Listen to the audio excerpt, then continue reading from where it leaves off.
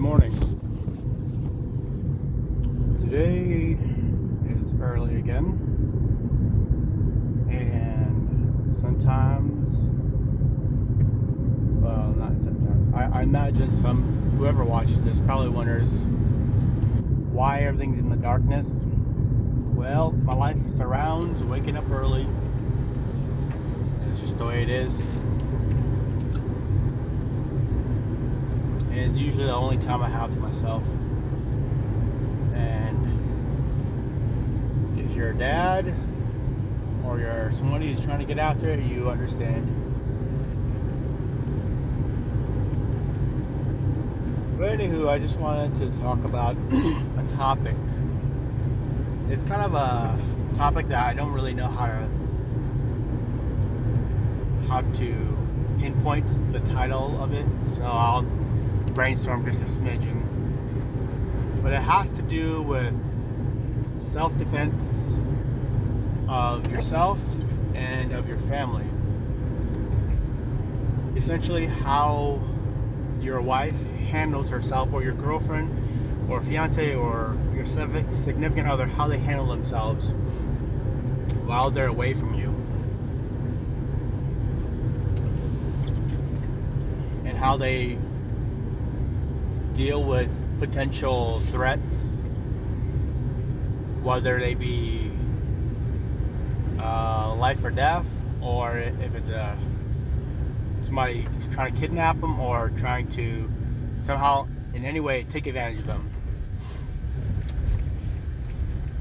And I'm not an expert, but growing up, I was always very paranoid because my parents were paranoid. And some of my earliest memories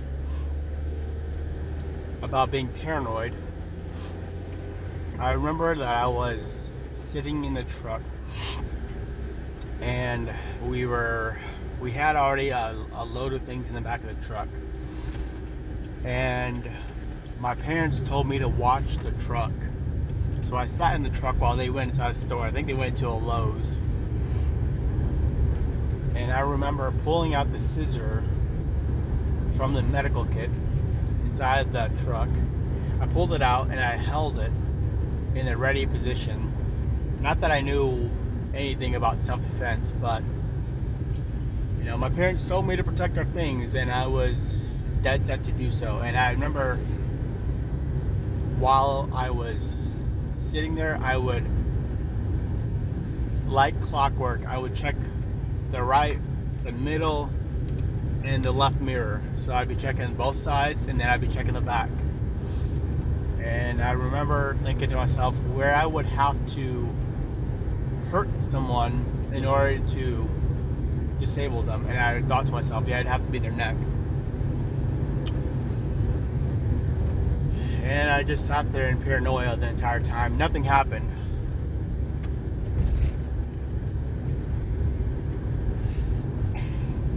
And part of me kind of laughs at it because, I don't know, maybe it's just kind of funny to me how serious I thought that it was. But that's not the only things in my life.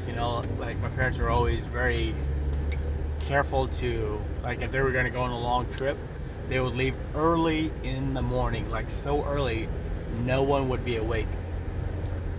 So if we left, it would just seem as though our cars were in the garage and we just are staying home today. And it's not like we lived in a bad neighborhood.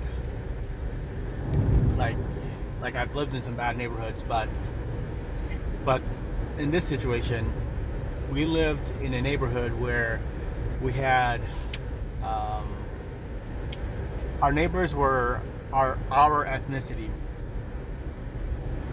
and we didn't trust them because either they had already stolen from us or they had thug-like tendencies, because their daughters dated young men, or I guess young boys, because they were not men.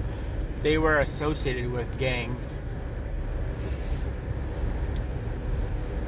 and the parents just seemed thuggish, and also the kids seemed thuggish, because where we lived, it was ghetto, but it was a nicer part of the ghetto. And there are other black families in the area too, but they weren't thuggish. They didn't have those tendencies, as it seemed to me at the time. But we didn't trust them, and somebody did break in our house either before that or after that. But my parents were always paranoid, and we still, to this day, when we had our break-in, we still attribute it to our neighbors, because whoever broke in kicked in our front door and also kicked in the inside door. But on top of that, they also were able to disable the security password.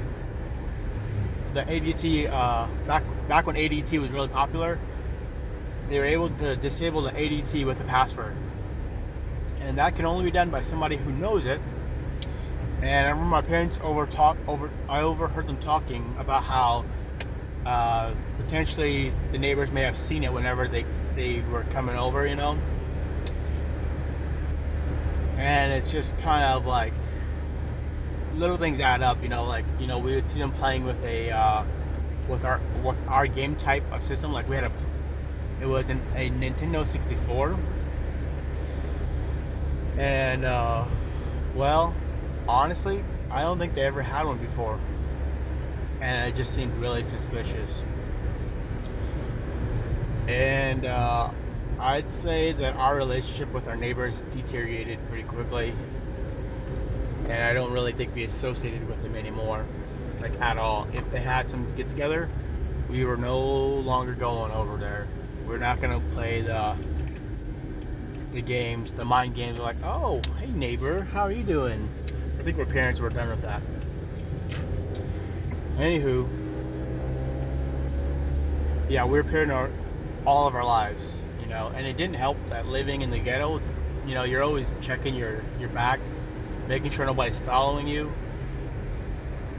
And I also went to like a ghetto school where they had to actually have security guards. So if there were fights that broke out, you had security guards to go and break it up. You didn't have teachers doing it. You had security guards. They'd always be running around with their radios like, oh, got to run over here now. And it was really interesting. But getting jumped was a reality, growing up. Getting mugged was a reality. Watching drug busts go down, reality. But all that kind of built up to this paranoia throughout my whole entire life.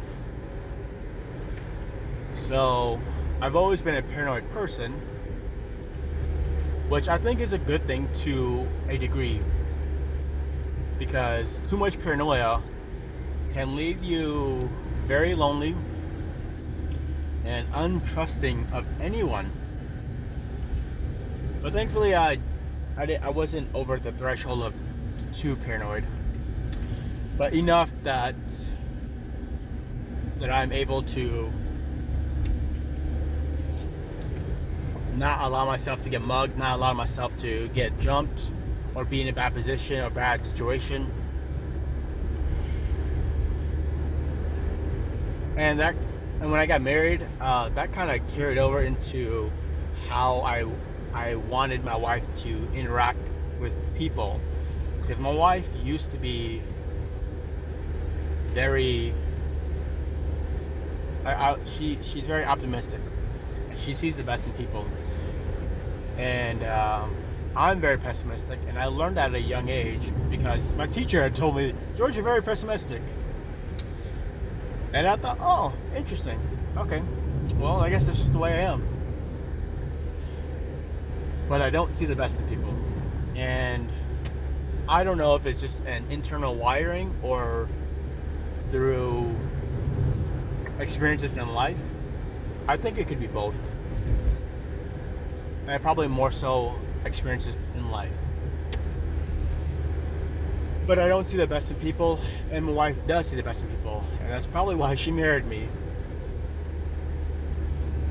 Thankfully, I guess. I do appreciate her a lot, and I do love her a lot. And I think that appreciation and that love for her really drives me to make her want to be more cautious and more aware. Because some of the things that she used to do, I would be like, hey babe, that's not okay. Like going later at night to meet somebody to do a pickup or a trade or a buy and a sell. I'm like, babe, I don't care how public it is, we're not doing it. And she would see nothing wrong with that. But there's so much that can go wrong there. It could be as public as you want it to be, but you can still get mugged in the public. You can still get hurt, kidnapped. Anything can happen in the public. Public is just almost a false sense of security, because you can do a deal in public and nobody would stop to help you if something went south. Somebody might call 911, or they just might say, nah, it's cool, they're just playing around. Because I've done it with lots of situations in my life where I've brushed things off. And the reality is, I don't know if those were situations that I should have called 911, I should have stepped in. I don't know. And because we do that, because I do that, I know other people will do that to me. So I would just tell her, don't get in those situations. Those situations do not add up to good things. Yes, you may really, really want this, but just know, darkness and public, they don't go together. But on top of that, just learning from other people about how paranoia is still a good thing, as long as you hone it. For example, I used to listen to some videos, some by John Lovell from WPSN, Warrior Poet Society Network. And he would talk about this book called The Gift of Fear. It's a really good book, and I should really read it. But more than anything, I think my wife should read it. But I think the gist essentially comes down to the fact that, hey, if your gut tells you no, don't do it. And I've been trying to instill that more and more into my wife, that, hey, you've been given a God conscience, a conscience that tells you, hey, this is not a good situation, hey, that guy. And it's not always black and white like that. It's not like yes, no. It's just like something doesn't feel right here. Because, when we have our gut feelings, we just aren't 100% sure. But we just realize something's not right here. And we try our hardest to follow through with our gut feelings. And even if we're wrong and we offend somebody, or even if we're wrong and we go out of our way a little bit, it's still better than what could be. Because in the book of The Gift of Fear, if the women in the book that were assaulted and kidnapped, or whatever the case was, I don't want to get into the details because it's pretty not gory, but it's disturbing. But they get taken advantage in a bad way. If you can think of bad, that's probably it.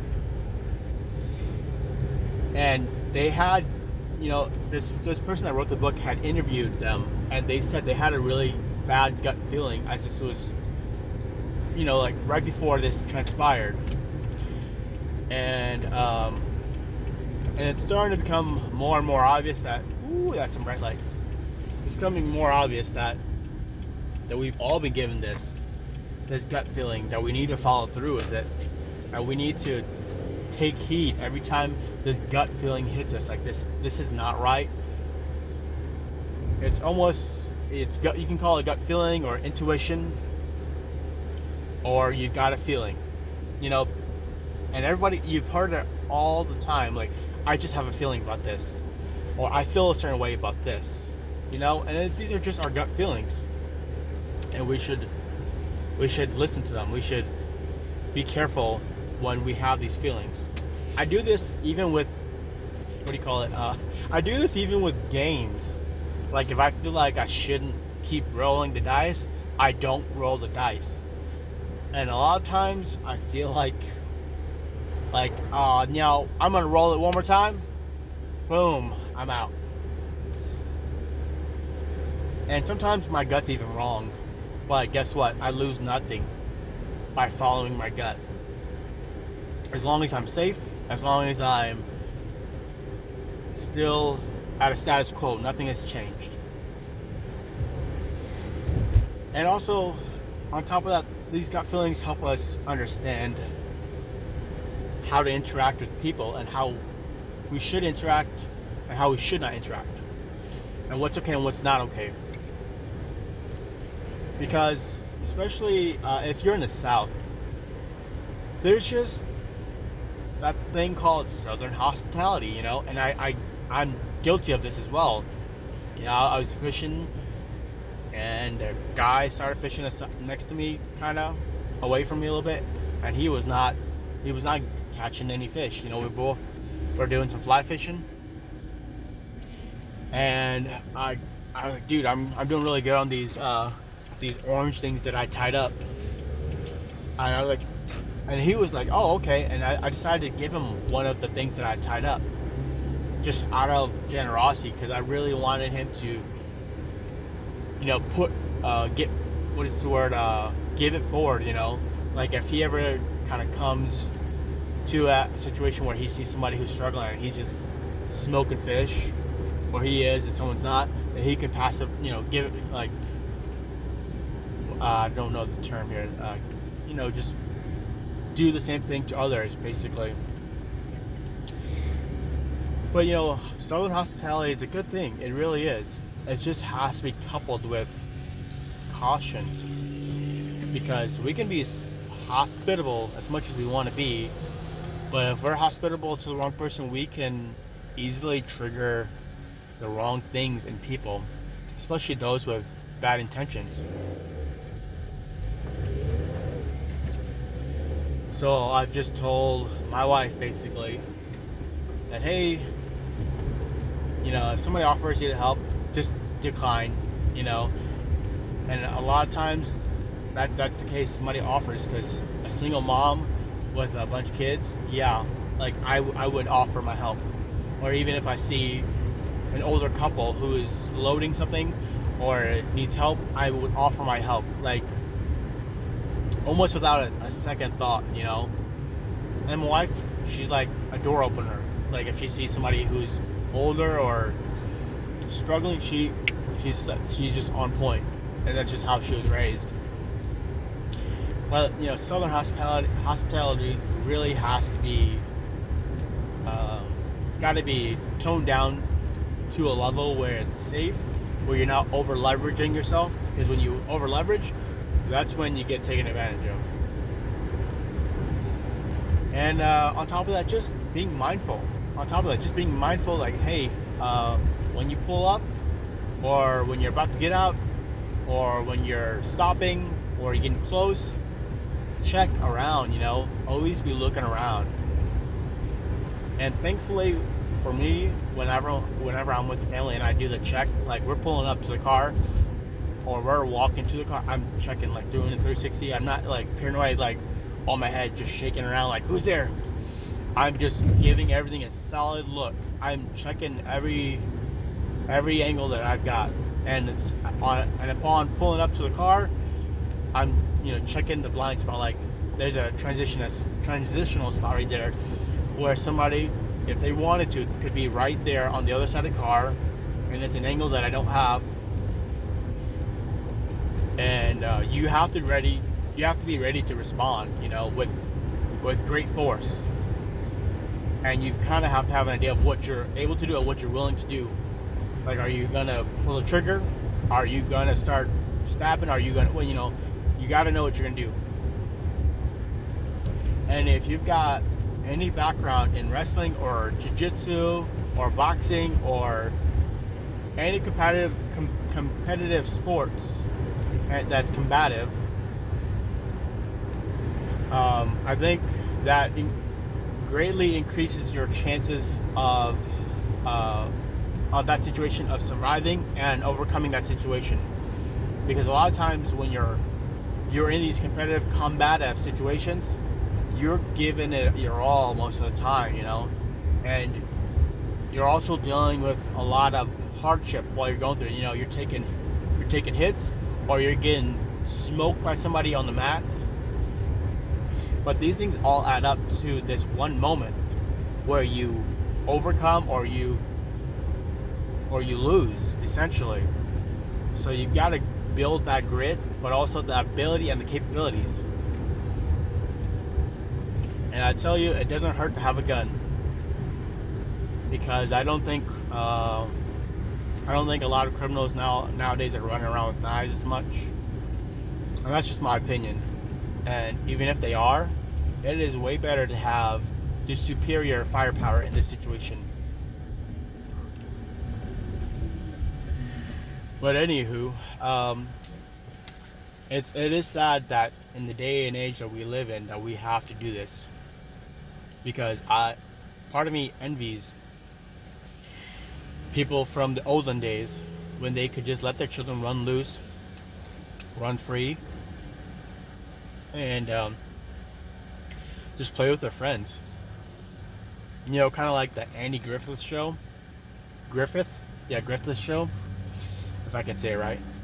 Those days I do envy a little bit, because those days you could walk around with your fishing pole and go down to the creek with your friend. You can walk barefoot. You could be out all day long, and you could come home and you wouldn't have to worry about getting abducted or something bad happening to you or your friend.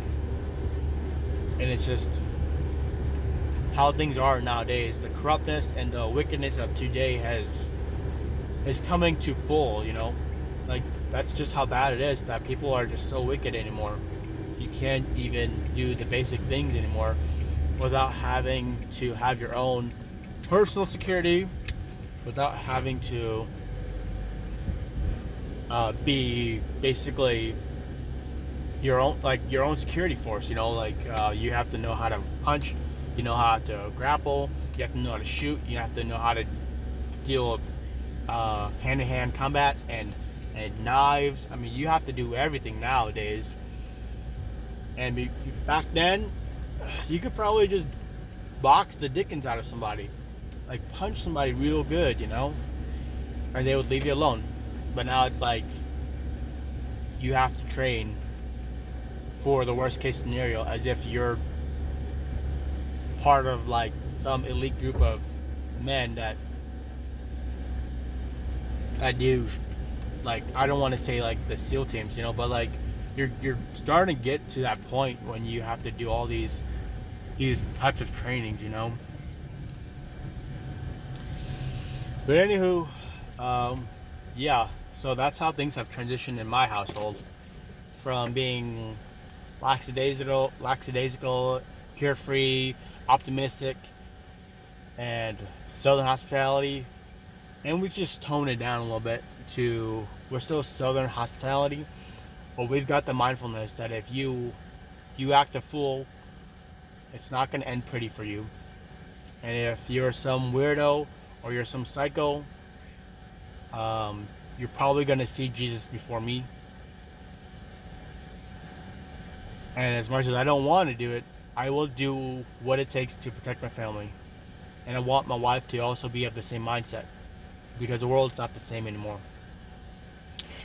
And yeah, thank you for listening, and hope you have a good day. God bless you, and I'll be praying for those of you that are struggling.